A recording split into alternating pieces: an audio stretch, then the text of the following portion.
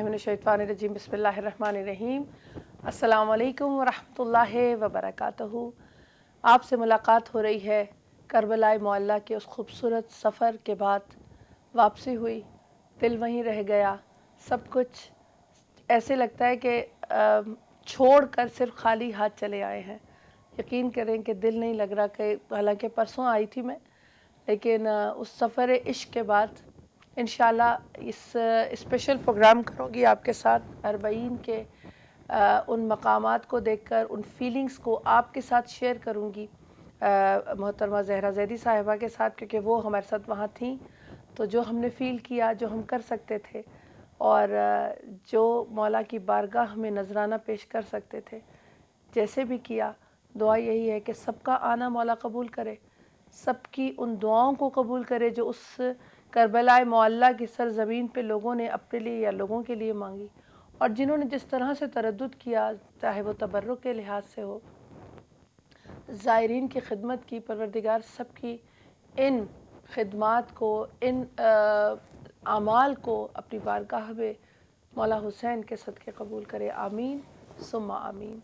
आज स्टूडियो में करबला से आने के बाद पहला प्रोग्राम है। बहुत से लोग अभी सफ़र पे हैं, बहुत से लोग अभी वहीं पे हैं, सब खैरियत से अपने घरों को पहुँचे। लेकिन आज जाने से पहले आपके साथ हकूक़ुल्लाह के हवाले से, नमाज के हवाले से हमने 2 प्रोग्राम किए, और उनको प्रोग्राम में मेरे साथ थे मौलाना सफ़ी हैदर साहब। उनको आज भी अपने प्रोग्राम में खुशामदीद कहते हुए अस्सलामु अलैकुम वरहमतुल्लाहि वबरकातुहू। बहुत शुक्रिया आगा साहब, दोबारा ज़हमत दी आपको। और आज हकूक़ुल्लाह के हवाले से परवरदिगार ने हकूक़ुल्लाह में क्या क्या रखा है उस पे गुफ्तगू होगी, लेकिन ज़कात और खुम्स जिस हद तक भी हम इस पे इंशाअल्लाह गुफ्तगू कर सके, क्योंकि ये है ताल्लुक़ एक बंदे का बंदे से। तो प्रोग्राम का आगाज़ करना चाहूँगी आगा साहब। हकूक़ुल्लाह तो बात की, आज हकूक़ुल इबाद के हवाले से ज़कात परवरदिगार ने रखी और खुम्स। सबसे पहले पूछूंगी, क्यों ये एक राब्ता, एक ज़रिया रखा खुदा ने एक बंदे का बंदे से?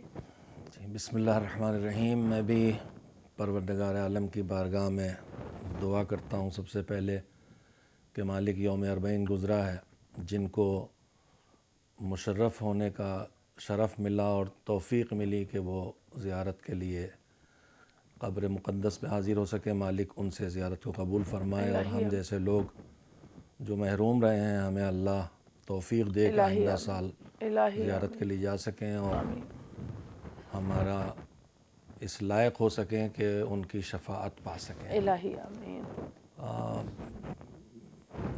बज़ाहिर इत्तफ़ाक़ी सूरत है, लेकिन मुझे लगता है कि अरबईन से पहले और अरबईन के बाद ये 2 मौज़ू तय हो जाना ये एक अच्छा मौका है। इससे पहले कि जो आपने फ़रमाया, मैं उस सिलसिले में कुछ वज़ाहत करूँ कि हुकूक़ुल इबाद बंदे से बंदे का राबिता क्यों रखा है। अगर पूरे दीन का मुशाहदा किया जाए तो दीन में परवरदिगार आलम ने जो निज़ाम ज़िंदगी दिया है, उसमें जो ज़िम्मेदारियाँ हमारे ऊपर हैं, उनकी 2 ही किस्में बनती हैं।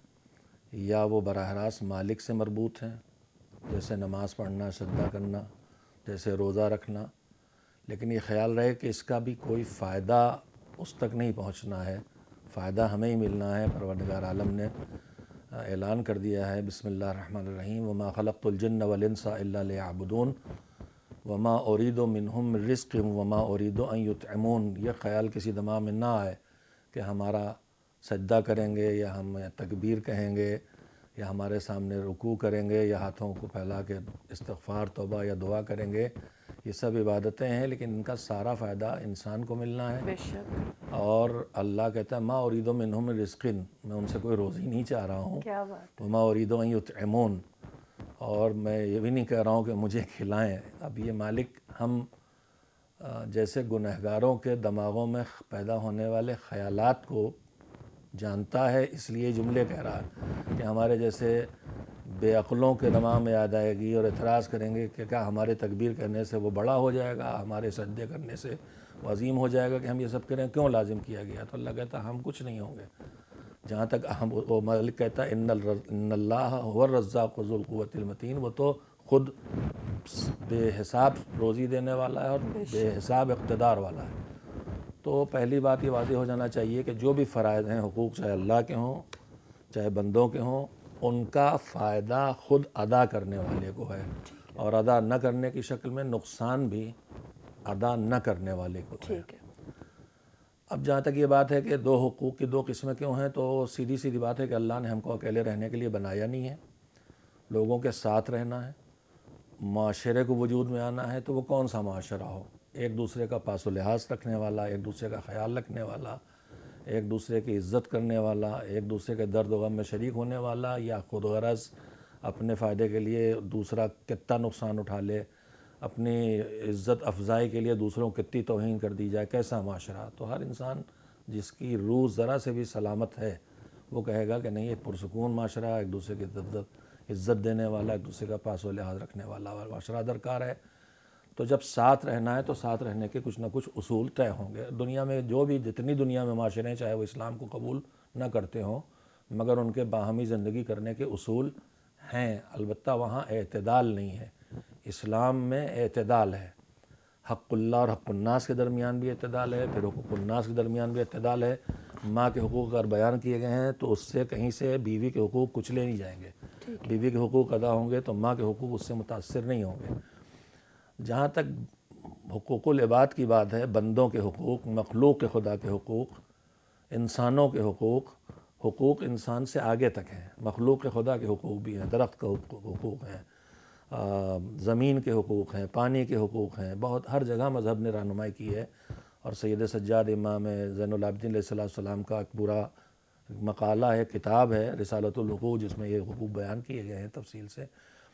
لیکن میں عرض یہ کرنا چاہتا تھا پہلے مرحلے میں کہ اللہ کے حقوق جتنے ادا کیے گئے ہیں، ذمے رکھے گئے ہیں، وہ بھی تربیت دیتے ہیں بندوں کے حقوق کو ادا کرنے کی۔ تو بنیادی طور پر مالک ہماری فلاح کے لیے اس نے حقوق کا تعین کیا اور اس میں حقوق العباد رکھے ہیں، اور اس کا خلاصہ یہ ہے کہ ہر وہ چیز جو انسان کو انسان سے دور کرے، اس عمل کو مالک یا مکروہ یا حرام کرتا ہے، اور ہر وہ کام جو انسان کو انسان سے نزدیک لائے، اس عمل کو مالک یا واجب یا مستحب کرتا ہے، جو بھی گفتگو میں دھیرے دھیرے سامنے آئے گا انشاءاللہ۔ ٹھیک ہے، بہت شکریہ۔ حقوق العباد کے حوالے سے آج گفتگو ہے۔ جیسے آغا صاحب نے کہا کہ پروردگار کو ہماری عبادت کی ضرورت نہیں، خلق کیا گیا ہمیں، اور حقوق العباد رکھنے کا مقصد یہی ہے کہ کچھ میں چاہتی ہوں کہ مجھے ملے، کچھ میرے ساتھ والا چاہتا ہے اس کو ملے، تو یہ ایک دوسرے کا دینا اور حق کو صحیح معنوں میں صحیح ٹائم پر ادا کرنا، یہ حقوق العباد کہلاتا ہے۔ اور آغا صاحب اگر یہی چیز ٹائم پہ ہوتی رہے اور ایک دوسرے کی ضروریات کا خیال رکھا جائے تو جو انتشار زندگی میں مشکلات ہیں یہ خود بخود ختم ہوتی چلی جائیں گی۔ کہیں نہ کہیں کوئی حق پامال ہوتا ہے تبھی انتشار تبھی ہوتا ہے۔ ابھی یہی کہتے ہیں نا کہ جو خدا نے نظام رکھا ہے کہ خمس کا، زکوٰۃ کا، صدقے کا، خیرات کا، اگر وہ ادا کر دیا جائے تو شاید بلکہ یقیناً کہیں بھی کوئی بھی مشکلات کا شکار نہ ہو۔ یہ مولا علی کا جملہ ہے جس کا مفہوم یہ ہے کہ کہیں بھی اگر کوئی بھوکا ہے تو اس کا حصہ کسی نے ناجائز طور پہ اپنے قبضے میں کر رکھا ہے۔ البتہ ایک اور تھوڑی سی وضاحت کر دوں کہ حقوق العباد کا لفظ بولنے پر ہمارے دماغ میں صرف مالیات آتے ہیں۔ ٹھیک ہے۔ حقوق اللہ کی بھی دو قسمیں ہیں، ایک وہ حق ہے جو پیسے سے ادا ہوگا، ایک وہ حق ہے جو فریضہ، حق یعنی فریضہ، جو جسم سے ادا ہوگا۔ نماز ہے، اس میں پیسہ نہیں خرچ ہوتا، صرف ہاتھ پیر، زبان، دل، دماغ لگتے ہیں۔ روزے میں پیسہ نہیں خرچ ہوتا، جو خرچ ہوتا ہے وہ ہماری سحر افطاری میں خرچ ہوتا ہے، روزے کی عبادت میں نہیں، وہ تو بچت ہے۔ لیکن مثلاً حج ہے، اس میں پیسے خرچ ہوں گے، تو یہ حقوق اللہ میں ہے، جبکہ اس کا بڑا حصہ حقوق اللہ میں۔ البتہ حج ایک ایسی عبادت ہے جو گلدستہ عبادت ہے جس میں سب کچھ ہے، حقوق اللہ بھی ہیں، حقوق العباد بھی ہیں، اور اس میں پھر یہ دوسری قسم جو حقوق العباد ہے اس میں دو طرح کے حقوق کہلاتے ہیں، حقوق مالی اور حقوق بدنی یا حقوق غیر مالی۔ مالی حقوق کا مطلب یہ ہے کہ میری پیداوار، کمائی پر کیا دینا ہے، بچت پر کیا دینا ہے، یہ دو فریضے ہیں، ایک کا نام زکوٰۃ ہے، ایک کا نام خمس یا خمس، دونوں لفظ صحیح ہیں۔ قرآن مجید میں خمس کا لفظ استعمال ہوا ہے، البتہ خمس بھی صحیح ہے۔ ٹھیک ہے۔ تو یہ دو واجب ہیں مالیات کے۔ تیسرا واجب ہے فطرہ۔ جو رمضان کے بعد ہے، بہت چھوٹی مقدار میں ہے۔ چوتھا واجب انسان کی غلطیوں پر ہے کفارہ، جس میں روزے کا کفارہ ہے، حج کی غلطیوں کے کفارات ہیں، نذر، عہد، قسم، شکنی کے کفارات ہیں، اس میں کھانا کھلانا، کپڑے دینا، اس طرح کی چیزیں ہیں، قربانی دینا، اس طرح کی چیزیں، یہ بھی مالی حقوق ہیں، یہ واجبات میں ہیں۔ تو واجبات میں بھی مالی حقوق کی دو قسمیں ہیں، کچھ غلطیوں پر لازم ہوتی ہیں، ہمیشہ نہیں، اور کچھ ہر انسان پر جو زندہ ہے اور کھا رہا ہے ٹھیک ہے، اس پر ہیں۔ ہمارے دماغوں میں بیٹھا خمس جو ہے وہ بچت پہ ہوتا ہے، اور ہمارے ہاں سیونگ کا مطلب کروڑ پتی ہونا سمجھا جاتا ہے۔ ابھی وضاحت کریں گے انشاءاللہ گفتگو میں، آپ خود ہی اس طرف توجہ دیں گی۔ تو ایک مالی حقوق ہیں، اور مالی حقوق پھر بھی تھوڑی توجہ ہمارے اوپر ہے، ان مالی حقوق میں واجبات ہیں اور مستحبات ہیں۔ صدقات، صدقے کا مطلب 2 پاؤنڈ یا 5 پاؤنڈ نکال کے ڈبے میں ڈالنا نہیں، صدقے کا مطلب ہر وہ کار خیر اپنے پیسے سے کرنا جو مجھ پر واجب نہیں ہے، ٹھیک ہے، چاہے میں وہ ڈبے میں ڈال کے فقیر تک پہنچاؤں، چاہے میں کسی غریب کی کفالت کروں، چاہے میں کسی کمزور گھرانے کی بچی کی شادی کروا دوں، کسی کمزور بچی کی تعلیم دلوا دوں، یہ سب مالی حقوق ہیں، اور یہ بھی فریضے کی طرح ہیں۔ ایسا نہیں ہے کہ ان سے چشم پوشی ہمیں بالکل بری الذمہ کر دے گی، بس یہ فرائض واجبات میں شمار نہیں ہے ان کا، یہ صدقات کہلاتے ہیں۔ تو مالی حقوق کی 2 قسمیں ہو جاتی ہیں، واجب اور مستحب، اس میں صدقات وغیرہ آ جاتے ہیں۔ لیکن غیر مالی حقوق سے بہت زیادہ ہیں۔ پڑوسی کے حقوق، ماں باپ کے حقوق، اولاد کے حقوق، دوستوں کے حقوق، وطن والوں کے حقوق، پھر اس کے بعد ایک دوسرے کا خیال، انسان کے کیا خیال رکھنا ہے، مومن کا مومن کو کیا خیال رکھنا ہے، مسلمان کو مسلمان کا کیا خیال رکھنا ہے۔ مثلا ان حقوق میں ایک چیز انصاف ہے۔ مذہب نے بہت سی جگہوں پہ ایمان کی شرط لگائی ہے، لیکن کچھ کام ایسے ہیں جن میں ایمان کی شرط نہیں ہے، انصاف ہر انسان کے ساتھ کرنا ہے۔ ٹھیک ہے، امانت رکھی ہے تو ہر انسان کا حق ہے امانت داری کی جائے، اور امانت داری کا مطلب صرف مال کی امانت نہیں ہے، امانت داری کا جو ہم لوگ تصور سے باہر ہے۔ پیغمبر خدا صلی اللہ علیہ وسلم نے فرمایا ہے کہ المجالس بالامانہ، یہ بیٹھک ہماری آپ کی 2 جگہ بیٹھ کے بات کر رہے ہیں، یہ اتنی دیر بیٹھے ہیں، عربی میں اسی کو مجلس کہتے ہیں، جلسہ مجلس۔ ٹھیک ہے، المجالس بالامانہ، جو بات جہاں بیٹھ کے کی گئی ہے وہ امانت ہے، اسی جگہ کی امانت ہے، اسے دوسری جگہ جانا نہیں، یہاں تو واٹس ایپ پہ اسی وقت چلا جاتا ہے۔ یہ سب حقوق کی پامالی ہے۔ تو حقوق مالی کے علاوہ حقوق غیر مالی کی ایک طویل فہرست ہے۔ مجلس میں آ رہے ہیں، چپل اتار کے کچلتے ہوئے آگے چلے گئے، مسجد میں نماز جا رہے، پامال اور حقوق۔ ابھی میں پڑھ رہا تھا، اتفاق سے مجھے پڑھنے کو ملا، امام خمینی رحمۃ اللہ علیہ جب نجف میں تھے، مسجد میں نماز پڑھاتے ظہرین کی، تو وہ مسجد میں تشریف لے گئے، تو تھوڑی دیر میں باہر نکل آئے، تو لوگوں نے جلدی سے پوچھا کیا ہوا، سمجھے کیا بات ہو گئی، تو کہا میں آج نماز نہیں پڑھاؤں گا ظہر کی۔ کیوں؟ انہوں نے کہا کہ راستہ نہیں ہے، سب نمازی آ کے بیٹھ چکے تھے اور سب طرف جوتے چپل رکھے ہوئے تھے، میں جاؤں گا تو مجھے یہ جوتے چپل کچلتے ہوئے، جوتے پہن کے نہیں، جوتے اتار کے رکھ کے ننگے پیر بھی وہ کچل کے جانے پہ تیار نہیں تھی، اس لیے کہ اس کا مالک راضی کہ نہیں راضی ہے میں نہیں پتا۔ تو لوگوں نے کہا کہ ایسا کوئی بات نہیں، ہم انہیں ہٹائے دیتے ہیں، راستہ بنا دیتے ہیں۔ ان کا نہ، جس نے جہاں رکھے ہیں وہ وہاں ڈھونڈے گا، وہاں سے ہٹا کے کہیں اور رکھ دو گے، پریشان ہوگا، یہ بھی اس کا حق ہے، اس کو ہم پامال نہیں کر سکتے۔ اب مسجد کے اندر والوں خبر ہوئی تو خود وہ لوگ اٹھ کے آئے اور انہوں نے اپنے اپنی چپل جوتے کنارے کیے، تب امام خمینی نماز ظہر پڑھانے گئے۔ اندازہ لگائیے کہ نماز ظہر جماعت سے ہزاروں آدمی پڑھنے آئے ہیں، سینکڑوں لوگ پڑھنے آئے ہیں، اس کو ترک کر رہے ہیں اس ایک وقت کا لحاظ کرتے ہوئے کہ چپلوں کو رونتے ہوئے ہم نہیں جائیں گے۔ یا ہم لوگ مسجدوں مجلسوں میں جاتے ہیں تو ہماری چپلوں کی شکلیں بدل جاتی ہیں، یاد نہیں رہ جاتا، اب پہچانے کیسے اتنی کو چل دی جاتی ہمارے ملکوں میں خاص کر کے۔ تو بہرحال یہ جزیات ہیں۔ خلاصہ کلام یہ ہے کہ حقوق کی 2 قسمیں، حقوق اللہ، حقوق العباد۔ حقوق اللہ کی 2 قسمیں، مالی غیر مالی، اور حقوق العباد کی 2 قسمیں، مالی اور غیر مالی، اور اس پر ہماری توجہ کم ہے، انشاءاللہ آج ہم حقوق المالی کی حقوق مالی اور غیر، چل دونوں جیسا مناسب سمجھیں، جتنا وقت ہو پہلے مالی پہ گفتگو کر لیں انشاءاللہ۔ تو آپ نے بہت یہ واقعہ سنا کر تو بالکل ہی، اور یقین کیجئے کہ خود ہم سے بھی، میں یہ نہیں کہہ رہی کہ ہم لوگ کرتے کہ یہ چھوٹی چھوٹی باتیں واقعی ہم خیال نہیں رکھتے، اور جگہ کسی کی لے لیتے ہیں، کوئی اٹھ کر گیا تو مجھے تو یہ کمفرٹیبل جگہ لگ رہی ہے، میں بیٹھ جاتی ہوں، دوسرا جب آتا ہے تو ہم اس سے ایکسکیوز کرتے ہیں کہ سوری میں نے آپ کی جگہ لے لی، لیکن اجازت کے بغیر یہ ہیں بہت چھوٹی چیزیں، لیکن واقعتاً یہ حقوق العباد میں آتی ہیں، ایک دوسرے کے حقوق میں آتی ہیں۔ آج جیسے ابھی شروع میں فرمایا تھا زکوٰۃ اور خمس کے حوالے سے، یہ ایک مدد کا طریقہ خداوند متعال نے رکھا ہے جی کہ جو ضرورت مند ہے اور جو ضرورت ادا کر سکتا ہے وہ اس کی ضرورت ادا کرے. جی تو اس کا میں تھوڑا سا پوچھنا چاہوں گی کہ کیا ترتیب ہے زکوٰۃ اور خمس کو ادا کرنے کی. بہت شکریہ. خلاصہ کلام یہ ہے کہ زکوٰۃ پیداوار پہ ہے، آمدنی پہ ہے. البتہ ہر واجب کی شرائط ہیں، تو زکوٰۃ واجب ہونے کی بھی شرطیں ہیں. جیسے نماز بھی شرطوں پہ واجب ہوتی ہے کہ بالغ ہو، عقل والا ہو، اس کے بعد صاحب ایمان ہو، پھر نماز کا وقت آ جائے، یہ ساری شرطیں ہیں، بے ہوش نہ ہو. اسی طرح سے زکوٰۃ کی بھی کچھ واجب ہونے کی شرطیں ہیں. پہلی بات تو یہ کہ زکوٰۃ ہر آمدنی پہ اور ہر پیداوار پہ نہیں ہے. زکوٰۃ کل 9 چیزوں پر ہے، اور ان میں 9 چیزوں میں سب میں واجب ہونے کی شرطیں ہیں. 2 چیزیں ہیں قیمتی، جو سونا اور چاندی، ان پر زکوٰۃ ہے. پھر جانور ہیں، اونٹ، گائے بیل بھینس سب اس میں آتے ہیں، اور بکری بھیڑ 3 قسمیں.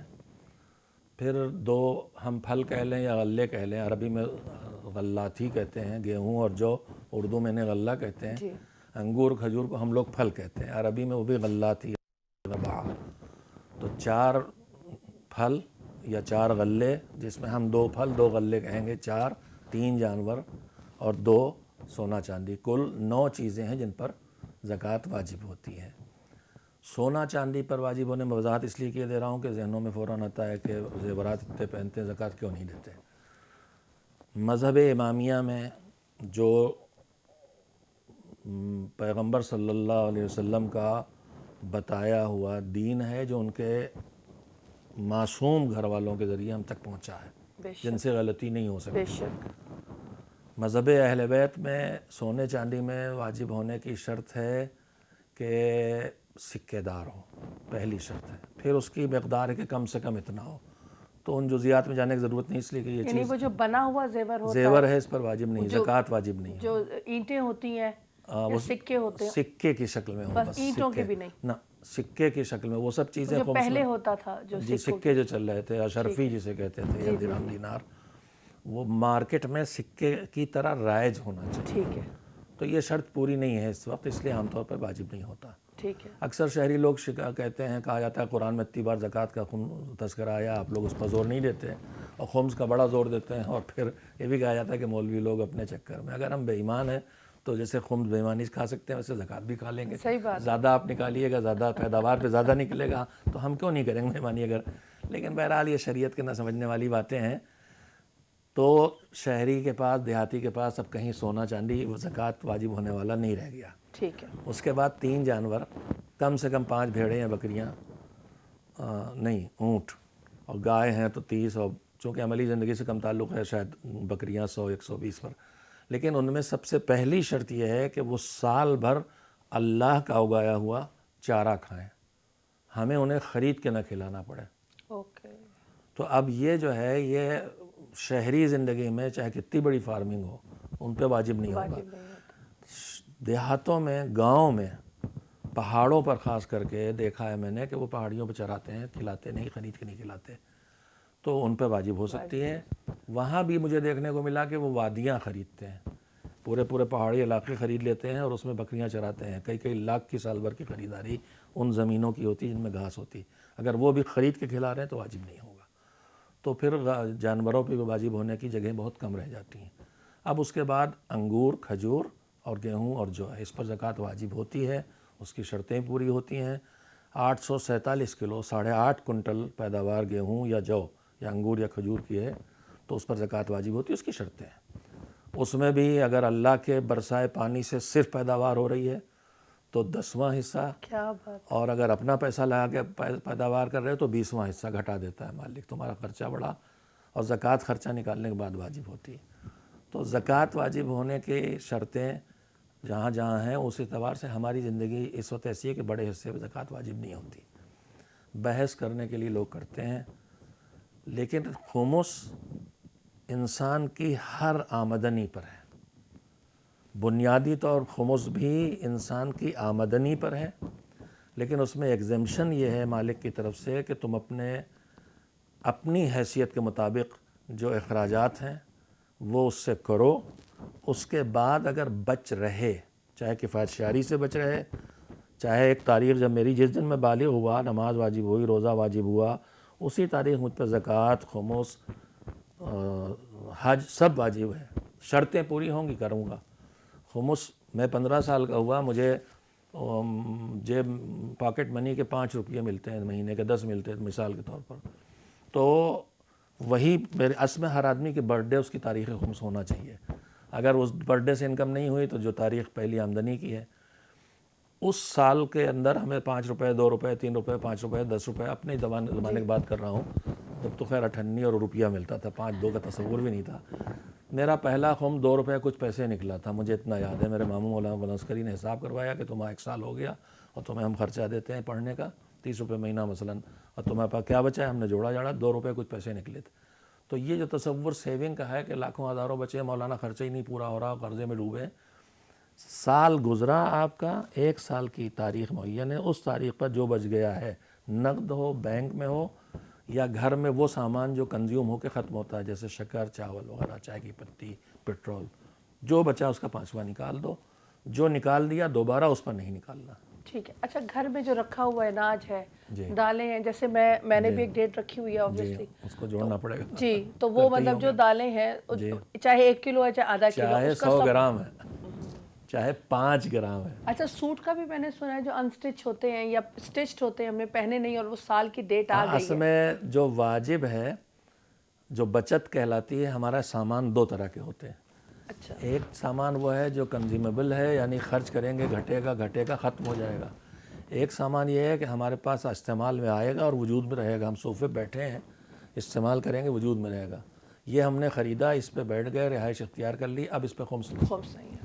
کپڑے ہم نے خریدے پہننے کے لیے، سلے ہوئے صحیح، لیکن سال بھر نہیں پہنے، استعمال میں نہیں آئے تو واجب ہو جائے گا۔ ٹھیک ہے، ٹھیک۔ آپ لوگوں کے لیے بھی ہوگا کیونکہ یہ چیزیں واجبات میں ہیں، تو ہمارے لیے ان کا جاننا، ان کو کیسے ادا کرنا ہے، کس وجہ سے ادا کرنا ہے اور کیا طریقہ ہے، یہ سب چیزیں ابھی جو ہم خمس پہ بات کر رہے تھے کہ خمس کو کس طرح سے واجب ہے، کن کن چیزوں پہ واجب ہے، اور اس کے لیے بہترین طریقہ کیا ہے۔ السلام علیکم آغا صاحب۔ علیکم السلام ورحمۃ اللہ۔ آپ نے بریک پہ جانے سے پہلے فرمایا کہ کوشش کریں کہ ایک ڈیٹ کو فکس کر لیں۔ جی مطلب طریقہ کار میں سب سے آداب میں یا طریقہ کار میں یہ آتا ہے کہ ایک ڈیٹ رکھیں، اس ڈیٹ پہ آپ کی جیب پہ، آپ کے گھر میں اناج کسی بھی صورت میں جو بچت ہے، یہ استعمال نہیں ہوئی، جی اس پہ آپ کو 20% دینا ہے، جی 20% دینا ہے۔ یعنی اگر 100 روپیز کی چیز ہے تو 20 روپے سے 20 روپے نکال دیے، اور 20 روپے میں کیا حصہ بنے گا؟ یہ خمس کہلاتا ہے۔ خمس اس میں کہتے ہیں 1/5 کو۔ ٹھیک ہے، 10ویں پارے کی پہلی آیت متعلق ہے اس واجب سے، سورہ برات کی آیت ہے، سورہ توبہ کی، وَاعْلَمُوا أَنَّمَا غَنِمْتُمْ فَأَنَّ لِلَّهِ خُمُسُهُ وَلِلرَّسُولِ وَلِذِي الْقُرْبَى وَالْيَتَامَى وَالْمَسَاكِينِ وَابْنِ السَّبِيلِ، کہ جو بھی تمہیں آمدنی ہو اور حاصل ہو اس کا خمس ہے۔ اللہ، رسول 6 حصے دار بتائے ہیں، جسے مذہب امامیہ میں سمیٹ کے 2 حصوں میں تقسیم کیا گیا ہے۔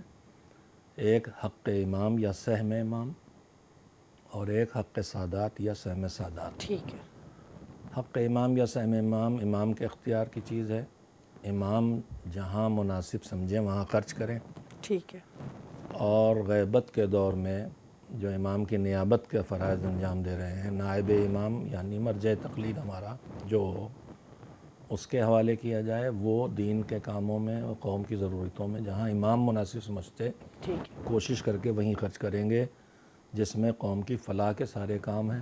ٹھیک اس میں تعلیم ہے، معالجہ ہے، غریبوں کی مدد ہے، ایک قوم کی جو ضروریات ہیں سب اس سے پوری کی جائیں گی۔ اور ایک اکیلا یہ حق ہے مالیات میں کہ جس کا اختیار نکالنے والے کے حوالے نہیں کیا گیا ہے، صرف ایک، باقی جتنے والی واجبات مالی ہیں، زکوٰۃ، فطرہ، صدقہ، نذر، کفارہ، سب کا اختیار خود اس کے حوالے رکھا گیا ہے جس کے ذمے وہ واجب ہیں۔ ٹھیک ہے۔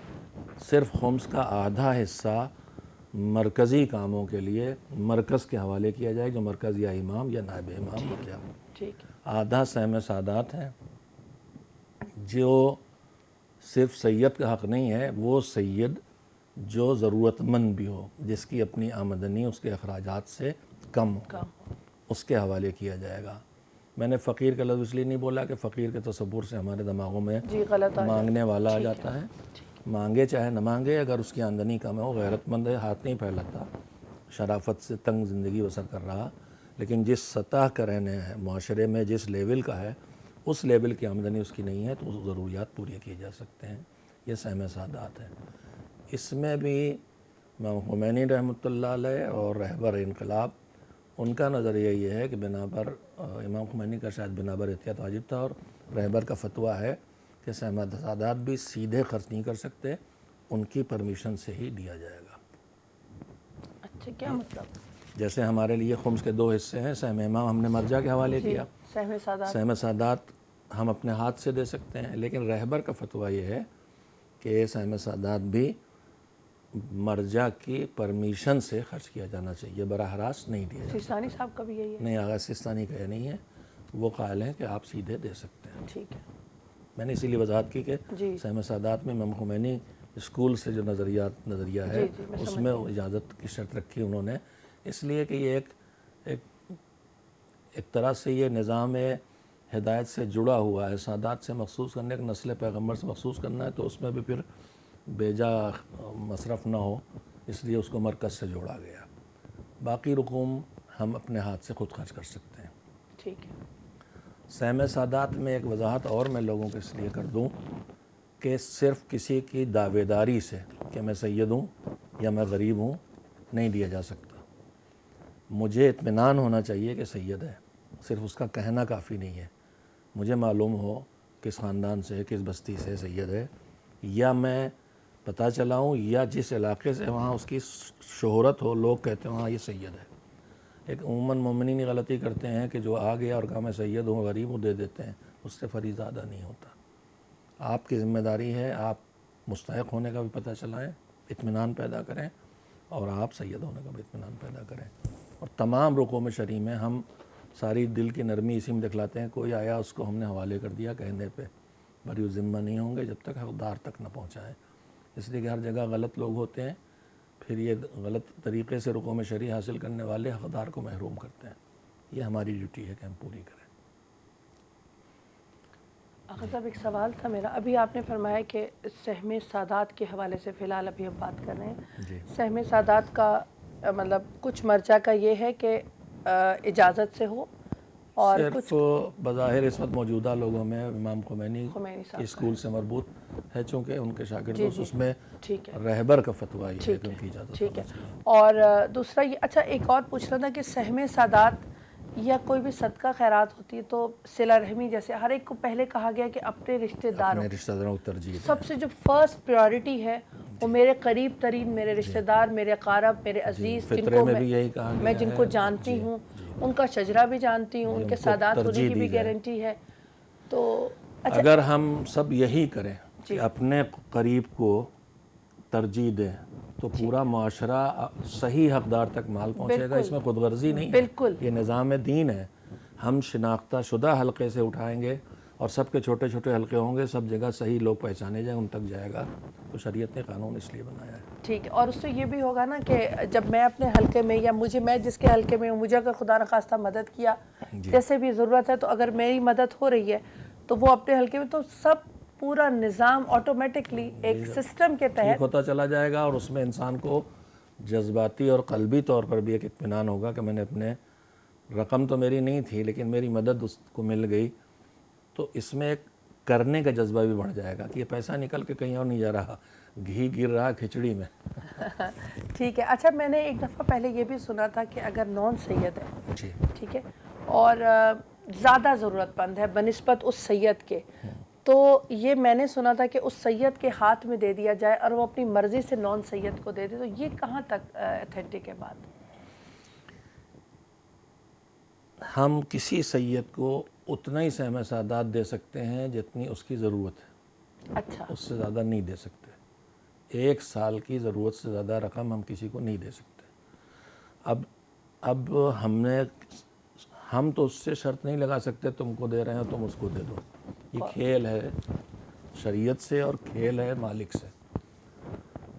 ہم کسی غریب سید سے جا کہیں کہ 1 لاکھ روپے ہم تم کو دے رہے ہیں، لیکن اس شرط پہ کہ اس میں 50,000 تم کو ہمارے اس فلاں دوست کو جو سید نہیں اس کو دینا، یہ ہم زبردستی اس کے ساتھ بلیک میل کر رہے ہیں۔ وہ تو کرے گا بیچارہ کہ چلو 50 مل جائیں، لیکن یہ صحیح طریقہ نہیں، یہ خود کو فریب دینا ہے اور مالک سے فریب معاذ اللہ کرنا ہے۔ یہ وہ طریقے ہیں جو ہم نے جائز نہیں ایجاد کیے ہیں اور کھیل رہے اپنے آپ سے جی کھیل رہے بالکل ٹھیک ہے۔ ہمارے پاس ایک کالر ہے جی بسم جی، اللہ۔ بہت شکریہ۔ السلام علیکم ورحمۃ اللہ وبرکاتہ۔ جی وعلیکم السلام۔ جی کون میری بہن کہاں سے؟ جی میں پاکستان سے بات کر رہی ہوں، گجرانوالے سے۔ جی میری بہن، میرا نام ریحانہ کوثر ہے۔ میں یہ آپ کی باتیں سن رہی ہوں، آغا صاحب کی بھی یہ خمس کے بارے میں یہ بتا رہے تھے کہ میں تو رہبر کی تکلیف میں ہوں اچھا اور میں خمس نکالتی ہوں۔ ہم نے بھی ایک تاریخ رکھی ہوئی ہے، ٹھیک ہے اس میں ہم خمس نکالتے ہیں، ٹھیک ہے پر ہم نا خمس اپنی مرضی سے دے دیتے ہیں۔ آدھا ہم مدرسے میں دے دیتے ہیں، آدھا ہمارے محلے میں جو سید ہے تو وہ سید ہی ہیں، غریب ہیں ہمارے محلے میں، تو وہ ان کو آغا صاحب نے کہا کہ ان کو نہیں دینا تو یہ رہبر کو دینا ہے۔ یہ ذرا نہیں ہمارے محلے میں جتنے غریب سید رہتے ہیں جی جی ٹھیک ہے۔ جی تو ان کو نہ دیں ہم۔ اچھا چلیں آپ کے سوال کو کلیئر کر دیتے ہیں، جواب آغا صاحب ابھی دیتے ہیں، آپ فون رکھ کے ٹی وی پہ سن لیجئے جواب۔ بہت شکریہ میری بہن۔ وہ آپ سمجھ گئے سوال نا؟ جی اصل میں چونکہ اب تک فقہا نے سہم سادات میں شاید ہم نے ان میں سے کسی فقیہ کی کبھی تقلید نہیں کی جس کے ہاں سہم سادات کی شرط تھی، تو ہمیں یہ نیا لگ رہا ہے۔ لیکن میری بہن جب مقلد ہیں تو رہبر کا استفتاءات کا اردو ترجمہ چھپا ہے، اس میں خمس کے چیپٹر میں جا کے دیکھ لیں، انہوں نے ان کا یہ فتویٰ ہے کہ نہیں۔ اب مسئلہ یہ ہے کہ آپ کیا کر رہی تھیں وہ آپ کو چھوڑنا پڑے گا۔ اس کا راستہ یہ ہے کہ ان سے اجازت لے کے آپ اسی سید کو دیں جس کو دینا ہے، ان سے اجازت لیں یا ان کے وکیل سے اجازت لیں۔ آپ جو مدرسے میں دے رہی تھی وہ ہر مدرسے کو سہم امام نہیں دیا جائے گا۔ میں پھر عرض کروں، آپ جس کی تقلید میں ہیں اس مرجع کا اجازہ اس مدرسے کے پاس زبانی نہیں تحریری ہونا چاہیے۔ سارے مراجع تحریری اجازت دیتے ہیں، تحریر ہونا چاہیے، اس پر آپ دے سکتی ہیں جس کی آپ تقلید میں ہیں، اس کا اجازہ اگر ہے۔ بہت سے لوگ یہ بھی کر رہے ہیں جو دین کو کاروبار بناتے ہیں کہ اجازہ کسی کا ہوتا ہے، تقلید کرنے والا کوئی اور کسی اور کا خمس دینے والا ہوتا ہے، وہ کہتے ہیں ہاں ہم اب اجازہ ہے۔ تو خالی اجازہ ہونا کافی نہیں، جس مرجع کی آپ تقلید میں اس کا اجازہ ہونا چاہیے تحریری طور پہ۔ تحریری۔ یہ ہے میری بہن۔ اور اگر سہم سادات کا بھی وہ کنفیوز ہو رہی ہیں کہ محلے میں دیتے ہیں تو محلے میں دیتی تھیں، لیکن رہبر کی تقلید میں ہیں تو سیدھے اپنے نہیں دے سکتی، رہبر یا ان کے وکیل سے اجازت لیں۔ رہبر کے دفتر کو ایک ای میل بھجوا دیں، جواب آ جائے گا کہ میں اپنا سہم سادات فلاں مستحق دینا چاہتی ہوں، یا رہبر کا کوئی وکیل اس علاقے میں ہوگا ان سے بات کر کے اجازت لے لیں، دے دیں، اجازت مل جائے گی، لیکن سیدھے نہیں کر سکتے۔ ٹھیک ہے، امید کرتی ہوں آپ کو آپ کے سوال کا جواب مکمل مل گیا ہوگا۔ ہم خمس کی ادائیگی پہ بات کر رہے تھے کہ آپ نے جیسے فرمایا کہ یہ جو کرتے ہیں کہ سادات لے کر نان سید کو دے دیں، یہ جائز نہیں ہے، یہ صحیح نہیں ہے۔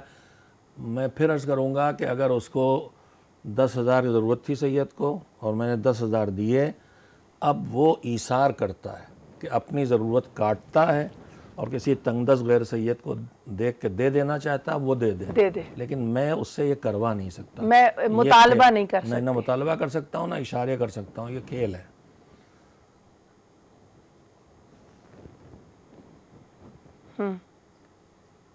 خمس کے اس پہ نہیں ہے۔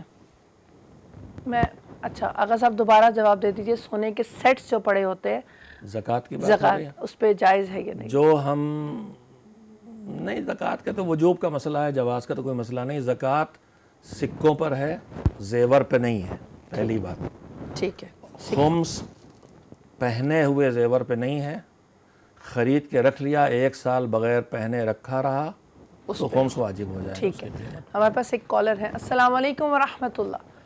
وعلیکم السلام، مجھے علامہ صاحب سے ایک سلام۔ سوال جی کرنا جی تھا۔ میری بہن نام بتائیں گی اپنا پلیز؟ میرا نام فاطمہ ہے، میں نوٹنگھم سے بات کر رہی جی جی فرمائیے میری بہن۔ ہوں۔ مجھے یہ پوچھنا تھا کہ عورتوں کے لیے بھی خمس دینا واجب ہے کہ اگر کوئی عورت، جیسے میں کماتی نہیں ہوں، میرے ہسبینڈ جو ہے وہ تو خیر ولایت مولا علی کی معرفت نہیں رکھتے، وہ نہیں نکالتے، لیکن اگر میں ہوں اور میں جانتی ہوں سب کچھ چیزوں کو، تو میرے لیے ضروری ہے کہ میں اپنے گھر کے سامان میں سے یا اپنی چیزوں میں سے ہر سال نکالوں، یا اگر مجھے میری امی یا کوئی میرے والد کچھ مجھے دیتے ہیں جیسے کوئی وراثت میں ملتا ہے اس میں سے نکالوں، یا مجھے تھوڑا سا اس کا مسئلہ بتا دیں گی؟ آمدنی کے ذریعوں میں ہے، عورتوں پہ واجب ہے خمس اسی طرح جیسے مردوں پہ واجب ہے، اگر ان کی آمدنی اپنی ذاتی ہے، چاہے میں ان کو کماتی شوہر ہی دے رہے ہوں جیب خرچ۔ شوہر خمس نکالتے بھی ہیں لیکن اس کے ساتھ وہ جیب خرچ دیتے ہیں، اس میں کچھ بچاتی ہیں آپ، تو آپ پر اس پہ واجب ہوگا، آپ کی ملکیت بن چکا ہے۔ وراثت کا مسئلہ یہ ہے کہ وراثت میں جو ملتا ہے اس پر آمدنی پر میری ملکیت میں آیا اس لیے واجب نہیں ہوتا، لیکن اگر جس سے وراثت ملی ہے اگر اس پر اس کے ذمہ خمس واجب تھا تو وراثت میں دیا ہی نہیں جائے گا جب تک کہ پہلے اس کا خمس نہ نکال دیا جائے۔ اور آپ کے گھر میں جو سامان ہے وہ آپ کے خریداری کا ہے تو آپ نکالیں، شوہر کے پیسے سے ہے اور شوہر راضی ہے تو آپ نکال دیں، اس کو گناہ سے بچائیں، اور اگر راضی نہیں تو آپ نہ نکالیں، وہ جانے ان کا خدا جانے۔ ٹھیک ہے، بہت شکریہ۔ السلام علیکم ورحمۃ اللہ۔ وعلیکم السلام ورحمۃ اللہ وبرکاتہ۔ جی میں کون؟ بول رہا ہوں جرمنی سے۔ جی جی میرے بھائی۔ جی حقوق العباد کا جو تعلق ہے اس حوالے سے بات ہو رہی، تو میں یہ پوچھنا چاہتا ہوں کہ اللہ نے جو اللہ کے ساتھ معاملہ ہے بندے کا، وہ تو خدا نے خود جو بھی اجر جو عمل کر جائے گا وہ اس کا مل جائے گا، لیکن حقوق العباد میں یہ سنا ہے کہ اللہ تعالیٰ بھی فرمائے گا کہ جس کا تم نے حق مارا ہے وہ اگر تمہیں معاف کرتا تو وہ کر دے، وہ اسی سے معاف ہونا ہے، کہ خدا تعالیٰ نے کہا کہ زیادتی تو نے اس سے کی، اگر وہ معاف کرتا تو پھر معاف نہیں تو اس کو جواب دینا پڑے گا یا اس کا حق واپس کرنا پڑے گا۔ تو کیا جو دنیا میں رہ کر مال کسی کے اوپر زیادتی یا کوئی اس کا حق چھین لیتا ہے تو وہاں پر یہ چیزیں مال تو ساتھ نہیں جانا؟ تو سننے میں تو یہ آیا ہے کہ رسول اکرم صلی اللہ علیہ وسلم فرمایا تھا میری امت کا سب سے مفلس شخص وہ ہوگا کہ جس نے کسی کا خون بہایا ہوگا، کسی نے ظلم کیا ہوگا، زیادتی کی ہوگی، تو اس دن اللہ تعالیٰ کہے گا اس کے جو اعمال ہیں نیک، جو اس کے نیکیاں سب لے کے اس کو دے دی جائیں جس کا اس نے ظلم اور زیادتی کی تھی، اور اگر وہ پھر بھی کم ہے تو اس کی بدیاں جس سے زیادتی تھی اس کی لے کر اس کے کھاتے میں ڈال دو، تو سب سے مفلس وہ رہ گیا جس نے زیادتی کی تھی۔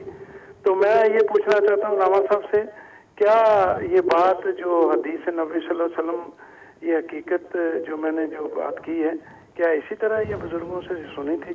میں پوچھنا چاہتا جی ہوں۔ بالکل، جو روایت آپ نے بیان کی ہے کہ حضور نے پوچھا سب سے زیادہ مفلس کون ہے، تو جو آپ نے بتایا وہ روایت کا خلاصہ ہے کہ جو بندوں کے حقوق، چاہے وہ مالیات ہوں اور چاہے وہ میری زبان نے کسی کی توہین کی، غیبت کی، کسی کا دل دکھایا، سب ان حقوق میں شامل ہیں۔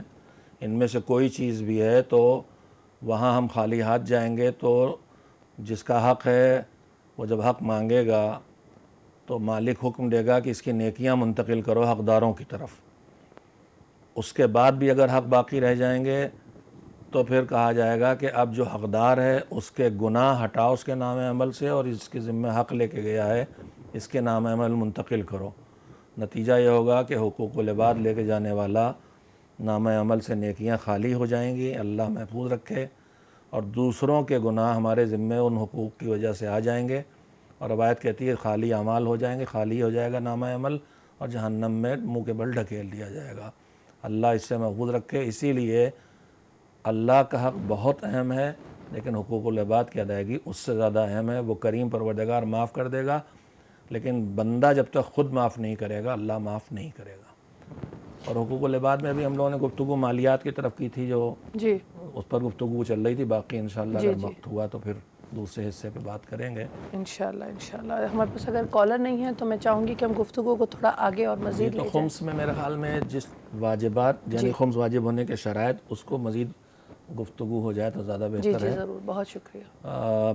دیکھیے پہلی بات تو میں نے عرض کی کہ تاریخ اصل میں تو وہی ہے جو ہم بالغ ہوئے، لیکن اگر بالغ ہونے پہ آمدنی نہیں ہوئی تو تاریخ وہ ہے جس تاریخ پہلی بار آمدنی ہوئی۔ ٹھیک ہے، اب اگر ہم خمس اب تک نہیں نکالا ہے تو ابھی اسی لمحے تاریخ ہے. ابھی نقد کا حساب کریں، کیش کا، بینک کا، سرٹیفکیٹس کا، ایف ڈیز کا، شیئرز کا، اور جنس. ایک ہے نقد، ایک ہے جنس. جنس یعنی وہ سامان جو خرچ کریں تو گھٹا، چائے پتی، دال، چاول، گھی، تیل، اس کو نکالیں، ٹوٹل کریں، اس کا 5واں حصہ نکال دیں، نوٹ کر لیں کہ ہمارا نقد مثلاً 2000 پاؤنڈ سب ملا کے، اور 1000 پاؤنڈ کا سامان 3000 میں آپ نے 600 نکال دیے، 2400 بچے. یہ 2400 لکھ لیجئے بچت ہے میری اس سال کی.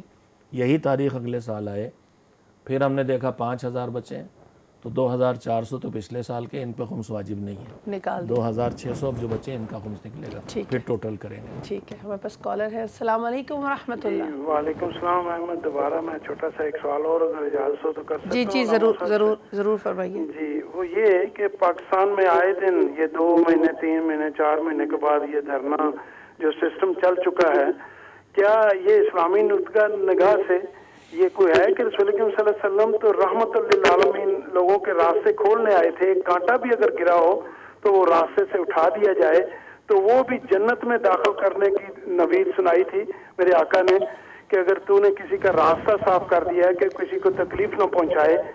تو یہ کیا بات ہے کہ لوگوں کے راستے روک کے وہاں پہ ایمبولینس سے لوگوں کی ڈیتھ بھی ہو جاتی ہے کئی دفعہ، جو پہلے انہوں نے دھرنا لگایا تھا جو پنڈی میں.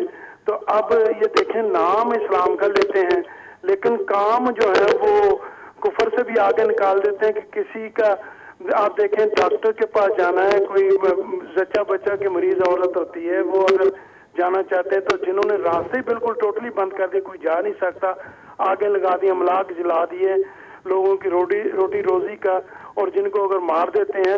میں نے جب ٹی وی پہ دیکھا تلواریں لے کر داڑیوں والے کھڑے ہیں اور کسی کا رکشہ، کسی کے موٹر سائیکل پکڑ کر پھینک کے جلائے ہیں.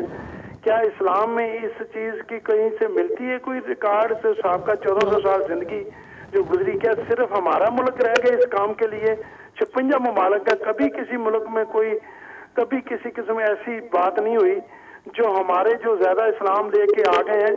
اسلام تو آدمی کے اندر سے جھلکنا چاہیے، اس کے چہرے سے، اس کے ہاتھ سے، پاؤں سے، زبان سے محفوظ رہے. بہت شکریہ. مومن تو وہ ہے، مسلمان تو وہ ہے. جی بہت شکریہ میرے بھائی، آپ کا میسج پہنچ گیا.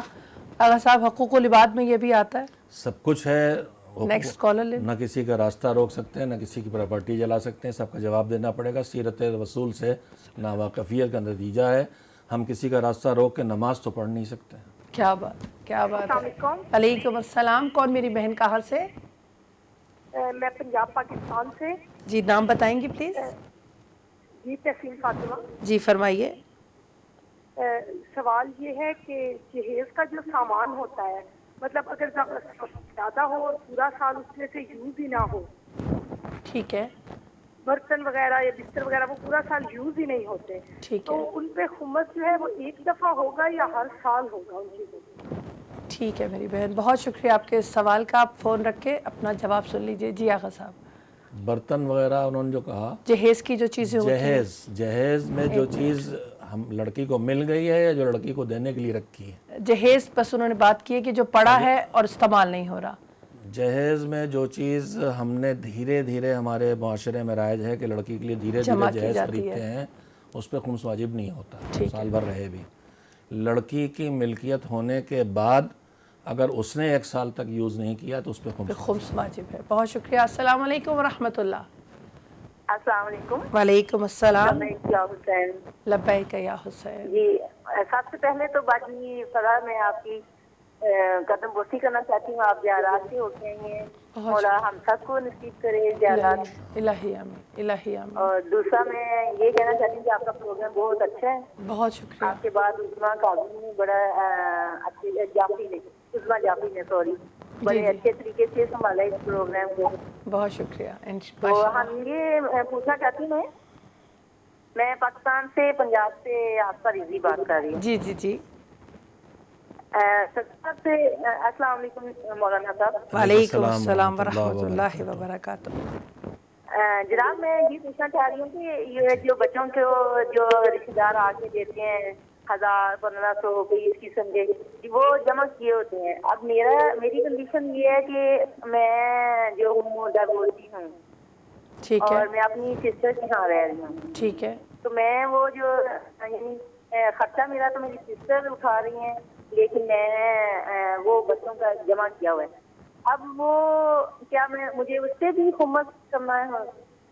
خبز دینا پڑے گا یا نہیں؟ ٹھیک ہے، میں آپ فون رکھ کے جواب لے لیجیے. بہت شکریہ میری بہن. ڈیورسڈ ہے؟ جی. اور بچوں کا خرچ، بچوں کے لیے کچھ جمع؟ جی وہ جہیز کا بھی کہہ رہے ہیں کہ ایک دفعہ اور کلیئر کر دیں کہ ایک خمس تو ایک ہی دفعہ واجب ہے. جی وہ آغا صاحب نے پہلے بتا دیا میری بہن. ایک دفعہ آغا صاحب نے کہا اگر آپ نے جہیز والدین کے گھر ہے جو جمع کیا ہوا اس پہ خمس واجب نہیں ہے، لیکن اگر لڑکی کو مل گیا اور سال تک یوز نہیں ہوا تو ایک دفعہ اس جہیز پہ بھی خمس واجب ہوگا، ہر سال نہیں واجب ہوگا. جی کالر لے لوں لیکن جوابات بہت دینے والے ہیں. السلام علیکم ورحمۃ اللہ. علیکم السلام ورحمۃ اللہ وبرکاتہ. مولانا صاحب سے سوال پوچھنا تھا. جی جی ضرور ضرور، بہت شکریہ. میں پاکستان سکھر سے بول رہی ہوں. جی جی مولانا صاحب نے ابھی بتایا کہ خمس جو ہے وہ آپ جس مراجع کی تقلید میں ہیں انہی مدرسے میں دے سکتے ہیں جہاں اس مراجع کا حکم چلتا ہو. جی جی ٹھیک ہے؟ وکیل ہو جہاں. تو اجازہ. اب یہاں جو بھی مدرسہ ہے جس میں بھی ہم جاتے ہیں مدرسے والے کہتے ہیں خمس جائز ہے، تو کیا ہم نے جو ابھی تک اس کو خمس دیا ہے آیا وہ ہمارا کیا کہوں کہ جائز ہوا ہے یا نہیں ہوا؟ اگر مدرسے والے یہ کہہ رہے ہیں کہ ان کے پاس اجازہ ہے، ان کا جن کی آپ تقلید کرتی ہیں، اگر مدرسے والوں پر آپ کو بھروسہ ہے کہ وہ غلط بیانی نہیں کرتے، مدرسے والے ہیں تو کرنا بھی نہیں چاہیے، دیندار لوگ ہوں گے، اجازہ ہے تو بالکل آپ نے دیا ٹھیک ہے. لیکن آج کی دنیا میں بے ایمانی بہت ہے، اس لیے میں نے صراحت سے یہ بات کہی ہے کہ بہت سی جگہوں پر لوگوں کا اجازہ ہوتا کسی اور مرجع کا ہے اور وہ کہہ دیتے ہیں ہمارے پاس اجازہ ہے، سادہ لو مومنین اس اجازے کو سن کے دے دیتے ہیں، جبکہ جس کی وہ تقلید میں ہے اس کا اجازہ ہونا ضروری ہے. آپ جس کی تقلید میں ہیں ان کا اجازہ اس مدرسے میں ہے تو ٹھیک ہے دیجیے. ٹھیک ہے، بہت شکریہ. وہ بچوں کی بات کر رہی تھی، سنگل مم ہیں جی ہاں. اور سسٹر کے پاس رہتی ہیں تو بچوں کو کوئی تحائف میں پیسے دے جاتے ہیں. جی جی تو وہ ایک سال تک اگر پیسے یوز واجب ہو نہیں جائے گا ہوتے خمس. تو اس پہ بھی خمس میری واجب بہن واجب ہے آپ کا. چاہے وہ اگر خرچ ہو جائیں تو ٹھیک ہے، لیکن اگر آپ کی جیب میں رہ گئے وہ پیسے تو اس کا مطلب وہ آپ کی بچت ہے. جی بالکل. جی چاہے وہ نابالغ بچوں ہی کی ملکیت ہے اس پہ سرپرست نکالے گا. ٹھیک ہے ٹھیک ہے، بہت شکریہ. اگر کوئی کالر نہیں ہے تو ہم اس پروگرام کو تھوڑا اور آگے لے کر چلیں. جی جیسے آپ فرما رہے تھے کہ ابھی سوالات کے جوابات تو ہم نے کوشش کی ہے سب کے دے دیے. اگر کوئی کال رہ گئی ہے تو وہ جہیز والا بھی ہم نے کلیئر کر دیا جہیز. اور اس کا بھی ہو گیا. جی آغا صاحب تھوڑا اسی کے حوالے سے. دو طرح کے لوگ ہیں، جو خمس نکال لیں ماشاءاللہ سے تو میرا خیال میں ان کے لیے تو اتنی پیچیدگی نہیں ہے، جی لیکن جو خمس نہیں نکال لیں انہیں پھر غور کرنا چاہیے کہ ہم یہ کیا کر رہے ہیں. حقوق العباد میں سارے حق جو بھی ہیں وہ ہیں عوام الناس کے، لیکن خمس کا آدھا حصہ صاحب امام یہ اہل بیت علیہ السلام کی ملکیت ہے. ٹھیک ہے ان کی نیابت میں مرجع ہاتھ میں لے رہا ہے، اپنی ذات پہ خرچ کرنے کے لیے نہیں، جہاں ائمہ خرچ کرتے وہاں خرچ کرنے کے لیے. ٹھیک ہے تو ہم مجلسوں میں تو روز پڑھتے ہیں، میں بھی کہہ دیتا ہوں کہ اگر ہم فدق کے غصب پر فریادی ہیں تو ہمیں سوچنا چاہیے کہ اگر ہم نے سہم امام نہیں دیا یا اولاد پیغمبر کا غربا کا حق سادات کا نہیں دیا تو فدق بھی تو اسی مصرف کے لیے پیغمبر نے اپنی بیٹی کو دیا تھا. تو کچھ غصب فدق سے کچھ کم کام ہے جو ہم کر رہے ہیں. جی کالر ہے ہمارے پاس. السلام علیکم ورحمۃ اللہ. وعلیکم السلام ورحمۃ اللہ وبرکاتہ. جی کون میری بہن کہاں سے؟ آپ کو بھی السلام. جی میں پاکستان سے بات کر رہی ہوں. جی جی فرمائیے سوال میری بہن.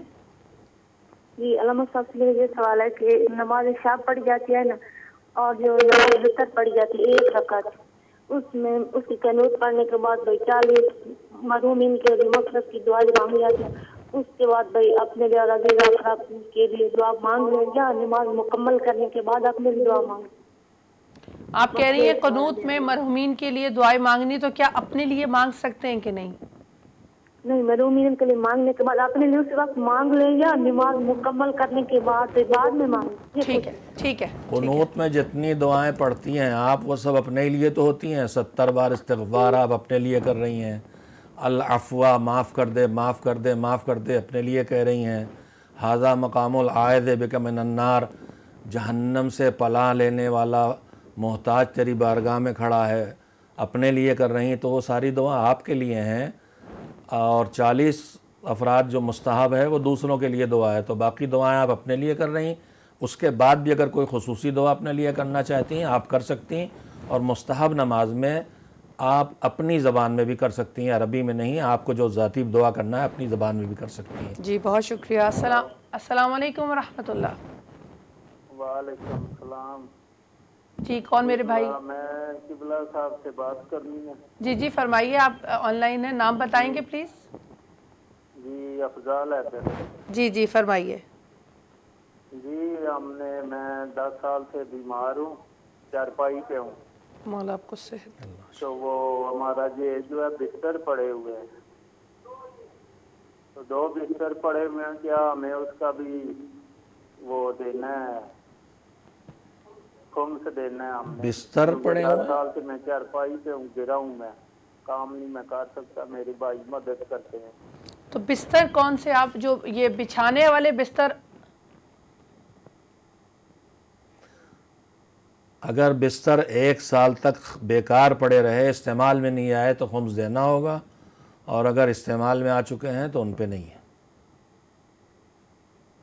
جی بہت شکریہ۔ کالر نہیں ہے ہمارے پاس؟ جی جی آغا صاحب۔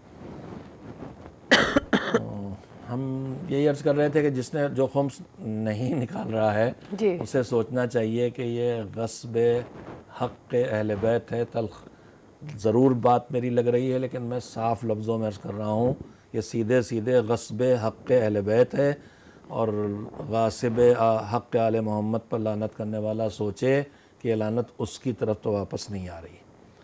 اس کی تعویلیں بھی بہت کی جاتی ہیں کہ غیبت امام میں خمس نہیں ہے، اور مال غنیمت میں لوٹ کے مال میں خمس ہے، آمدنی میں نہیں ہے۔ یہ ساری بحثیں وہی کرتے ہیں جو لاپرواہ ہیں شریعت سے، یا جو اس طرح مال کو بچانا چاہتے ہیں۔ یہ واجبات میں سے ہے، ظہور امام کے درمیان بھی، غیبت میں بھی۔ کیا غیبت میں قوم ختم ہو گئی ہے کہ اس کے ضروریات ہمارے ذمہ نہ رہ جائیں؟ غیبت امام کے دور میں بھی تو وہ مستحق، وہ کام، وہ مدرسہ، وہ کالج، وہ ہاسپٹل، وہ پل، وہ سڑک قوم کے لیے بننا ہے، یہ سہم امام اسی پہ تو یوز ہوگا۔ تو یہ اس طرح کی تعویلیں کچھ لوگ کرتے ہیں، میرے سادہ لو مومنین ان تعویلوں میں نہ آئیں۔ اور میں نے شروع ہی میں کہہ دیا تھا کہ ایک الزام ہم جیسوں پہ لگتا ہے کہ خمس یہ کھاتے ہیں اس لیے یہ خمس پہ زور دیتے ہیں، زکوٰۃ پہ زور نہیں دیتے۔ زکوٰۃ دیجیے گا وہ بھی ہمارے ہاتھ میں دیجیے گا، ہم وہ بھی کھا لیں گے، تو یہ تو بلا وجہ کی بات ہے۔ اس فریضے کو ادائیگی کریں، اور یہ یاد رکھیں کہ نماز حق اللہ تو خالی نماز ہے، لیکن اس نماز سے پہلے حقوق العباد کی طولانی فہرست ہے۔ پانی، جس پانی سے وضو کرو غصبی نہ ہو، جس جگہ کھڑے ہو وہ غصبی نہ ہو، جس جگہ پانی گرے وہ غصبی نہ ہو۔ اگر میں نے خمس نہیں نکالا، اس پیسے سے گھر بنایا، اس سے پیمنٹ بجلی کا کر رہا ہوں، اس سے پانی کا کر رہا ہوں، اس سب جگہ ایک حصہ وہ شامل ہے جو میرا نہیں ہے، اور یہ مال ایک پارٹ صحیح غصبی ہو گیا۔ وہ شرٹ، وہ پیجامہ وہ میں نے جو خریدا، اگر اس مال پہ خمس واجب تھا اور وہ پہنا تو غصبی ہو گیا، تو میری نماز بھی صحیح نہیں ہوئی، میری زیارت بھی صحیح نہیں ہوئی۔ میں غصبی فرش بچھا کے مجلس کروں تو کیا اس میں مولا تشریف لائیں گے؟ اس پہ نظر ثانی کریں، اس فریضے کو ادا کریں۔ اس سے دور کرنے میں شیطان کی بہت کوشش ہے، اور یہ دشمنان آل محمد کی تحریک تھی۔ بنی امیہ نے کوشش کی پوری طرح کہ ائمہ کو خمس سے محروم کر دیا جائے تاکہ ان کے ہاتھ خالی ہوں اور وہ دین کا کام نہ کر سکیں۔ یہ ان کی تحریک تھی، دشمنان آل محمد کی، اس لیے اس سے روکا گیا اور اس طرح کی افواہیں پھیلائی گئی ہیں۔ کوئی کال آئی ہے؟ ٹھیک ہے، نہیں کال نہیں ہے ہمارے پاس۔ کتنے منٹس ہم چاہ رہے تھے تھوڑا سا سمرائز کر دیں آج کے پروگرام کو صدقہ اور زکوٰۃ کے حوالے سے۔ 3 منٹ ہے ہمارے پاس۔ جی جی بس 3 منٹ میں اگر تھوڑا سا ہم میں سمرائز پھر عرض کروں گا کہ حقوق اللہ کے مقابلے میں حقوق العباد کی زیادہ اہمیت ہے۔ کوئی بھی حق اللہ، حق العباد کو ادا کیے بغیر ادا نہیں ہوتا، نہ نماز، نہ حج، نہ زیارت۔ ہمارے مال میں غصبی چیز شامل ہے تو حج بھی صحیح نہیں ہوگا۔ اور ہمارے ایک فیشن نکل آیا، کفن کا خمس نکالتے ہیں۔ کفن کا خمس تھوڑی واجب ہے، خالی کفن کا خمس نکال دینے سے تھوڑی واجب ادا ہو جائے گا۔ اصل مال میں خمس نکالیے تو کفن میں خمس نہیں ہے۔ احرام کا خمس نکالتے ہیں، کفن کا نکالتے ہیں، یہ اب وہ چالاکیاں ہیں جو اللہ کے سامنے کی جا رہی. حقوق اللہ اور حقوق العباد ایک دوسرے سے جڑے ہیں. نماز قبول تو سب قبول، اور نماز تب قبول جب وہ شرائط ہوں اور اس میں غصبی نہ ہونا شرط ہے. حقوق العباد میں ہم لوگوں نے ابھی مالیات پہ زیادہ بات کی ہے. زکوٰۃ کے واجب ہونے کی جو شرطیں ہیں وہ پوری نہیں عام طور پر سوائے غلے پیدا کرنے والوں کے، لیکن خمس ہر انسان پر، چاہے وہ غریب اور تنگ دستی کیوں نہ ہو. ایک تاریخ جب معین ہوگی، اس تاریخ جیب اگر بالکل خالی، کچن اگر ایک بالکل خالی سڑک پہ پڑا ہوا ہے تب تو شاید واجب نہیں ہوگا. اگر گھر میں ہے تو کچھ تو گھر میں ہوگا. روٹی خرید کے لایا تھا، پیٹا بریڈ یا چپاتی پکا کے رکھی تھی، ایک دو چپاتی ہی بچی ہوئی، تو خمس تو واجب ہوگا اس تاریخ پہ. لہٰذا یہ دماغ سے خیال نکال دیں کہ بچت نہیں ہوتی. ایک خیال اور یہ ہے کہ ہمارے ذمے قرضہ ہے، اس کی میں وضاحت کر دوں. خاص کر کے ان ممالک میں ہم قرضے میں ڈوبے ہوئے ہیں، لیکن اس قرض کی جتنی قسط اس سال ہمیں دینا وہ اس سال کی آمدنی سے نکالیں گے، وہ خرچے میں چلی جائے گی. لیکن ابھی ہمیں 30,000 پاؤنڈ دینا ہے، $50,000 دینا ہے، 5 لاکھ روپے دینا ہے، تو لہٰذا ہم پر خمس واجب نہیں. یہ غلط خیال ہے. اس سال جتنی قسط دینا ہے وہ خرچے سے کم کر لیجئے، باقی آپ جو بچ گیا اس کا خمس آپ کو دینا پڑے گا. اللہ ہم سب کو توفیق دے کہ ہم حقوق العباد پر زیادہ توجہ دیں تاکہ حقوق اللہ بھی قابل قبول ہو جائیں، اور اہل بیت علیہ السلام ہمیں گوارا کر لیں اور ہم کو قبول فرما لیں انشاءاللہ. ہم سب کو معبود ان کی شفاعت پانے کے لائق بنائے، ان کا شرف زیارت بار بار عنایت کرے، ان کے گھر کی زیارت کر کے اللہ کے گھر جانے کے لائق اپنے کو بنا سکیں انشاءاللہ. الہی آمین. بہت شکریہ آقا صاحب آپ کا. بہت خوبصورت انداز سے آپ نے ان جو واجبات ہے ان کو ہمارے لیے بیان کیا. پروردگار سے دعا ہے جو سنا ہے اس پہ عمل کرنے کی ہم سب کو توفیق عطا کرے. میرے محترم کالرز کا بھی شکریہ. آج کا پروگرام یہیں تک. انشاءاللہ کل آپ کی خدمت میں کوشش کریں گے، اگر ہم آغا صاحب کے ساتھ ہی یا جیسے بھی گیسٹ ہوں گے ٹاپک کو لے کر آپ کی خدمت میں حاضر ہوں گے. سفینۃ النجات ہی پروگرام ہوگا. محرم کے ایام میں کوشش کی جاتی ہے سفینے میں سوار ہونے کی کوشش کی جائے. سفر چل رہا ہے انشاءاللہ، دیکھیے کب تک ہم اس سفینے میں سوار ہو سکتے ہیں. دعا میں سب کو یاد رکھے گا. السلام علیکم ورحمۃ اللہ.